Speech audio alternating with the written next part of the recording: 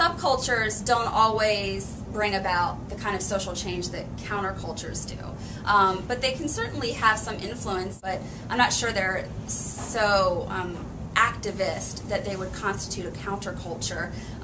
You know, shopping at thrift stores and complaining about music being overproduced and things like that, you know, are all valid complaints about our culture, but I'm not sure they would manifest themselves into a counterculture. They kind of make that become the more popular thing. And then now it's popular, now what do you do? That's my understanding of broadly hipster culture. A real hipster I define as both a style and a persona. They act a certain way. When you meet a hipster, you know they're a hipster. I would define a hipster as somebody who really doesn't care about anything. He kind of just goes through life. Yeah, it's really apathetic. Very apathetic person.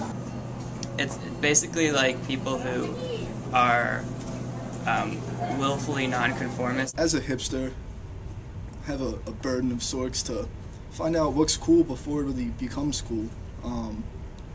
Fortunately, being supported by your parents gives you the time and the means to do this, but you gotta find, you know, what's gonna be cool, what was cool, so you can avoid that, because then you're just mainstream.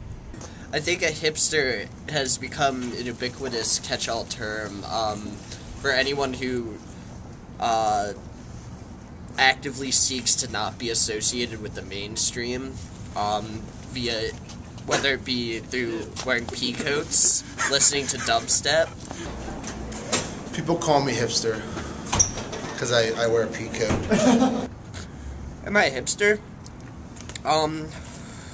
Yeah, I guess so. I'm not. I made an active choice to not get a pea coat, though.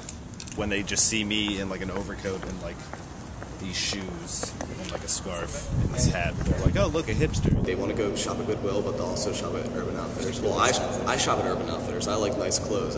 Also, they're really well known for using their parents' money. They spend a lot of money to try to look like they didn't spend a lot of money on their clothing. They want to look like they don't care, but they do. They spend a lot of money to look like that. Hipsters on McDaniel College campus are literally the most ironic thing, which is why they thrive here. There's no reason to be a hipster here. When you spend $80 to get a shirt that makes it look like it's old and trashed and from Goodwill, you might as well go to Goodwill. But they don't. No. They have to drive out to DC, they drive to Baltimore, and they spend an outrageous amount of money just to make it look ironic. These people are low-quality people in some capacity. I think they're very full of themselves, and they sort of walk around campus like they're better than everyone. We should burn them at the stake or crucify them upside down.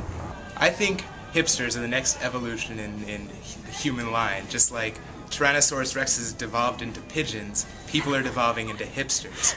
They're covering our urban areas, they eat mostly trash and beer. I think that you can just clean them out of the gutters and get them off of McDaniel campus, please.